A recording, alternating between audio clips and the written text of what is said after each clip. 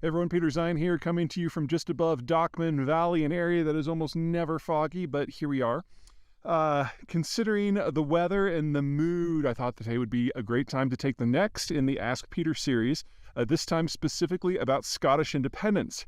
What are my thoughts, especially in the context of Brexit? Well, you know how I accuse people of not being very good at math every once in a while? This is one of those situations, and really on all sides. So Scotland has benefited hugely from union in financial terms. Cultural, let's put that to the side. That's a political question. No one can decide that except for the Scots themselves. But from a financial point of view, the financial transfers from London to Scotland over the last century have been massive, especially in the last 30 years. And it's going to become more and more important to their survival as a province of the United Kingdom moving forward for simple demographic reasons. Now, for those of you who have traveled extensively in the United Kingdom, this is not going to be a surprise to you. But as you move north from London, the people you see become whiter, poorer, older, fatter, and unhealthier. In fact, if Scotland were to secede and become its own thing, it would be demographically the oldest country in Europe, would have the worst finances because of healthcare and pension costs, and it would be the least healthy. And that alone means that the European Union will, let me say this very clearly, never let Scotland in, ever. And that blows a hole in any of the arguments for Scottish independence in my mind, because they would lose the transfer payments and they would be completely on their own in a country that has to import almost all of their food and increasingly a substantial portion of their energy unless they want to go back to soft coal.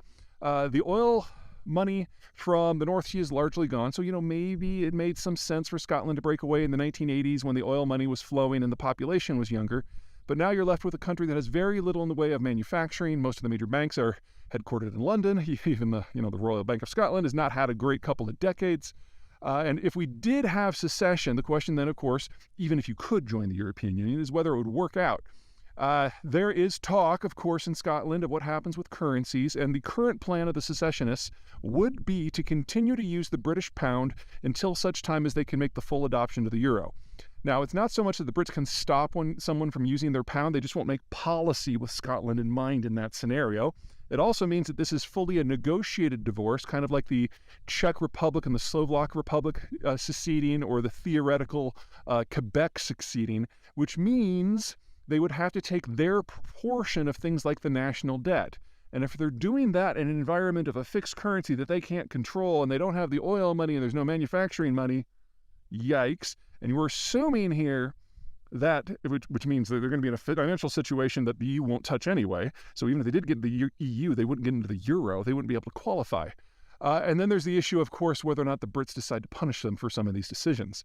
It doesn't have to be anything strikingly overt. It could be just what, say, the Brits did when all these protests in Hong Kong started a couple years ago, telling all the people in Hong Kong that if you want to apply for citizenship, we'll push you to the front of the line. About 300,000 people left. 300,000 people leave Scotland, young people. That would be enough to destroy what's left of the economy almost overnight. And between economic likely destitution in the north and whatever's going on in London in the south, if you're under 30 in Scotland and you have an education, there's really no decision to make. You've probably been living in London already. So you lose the diaspora, you lose basically what would be remittances, you lose population, you lose the financial transfers, you lose a stable currency, and all of that so you can have fog by yourself. Economically speaking, geopolitically speaking, Scottish independence is a suicide pact. Does that mean it won't happen? Of course not. People do dumb things all the time. I'm going to go down there now.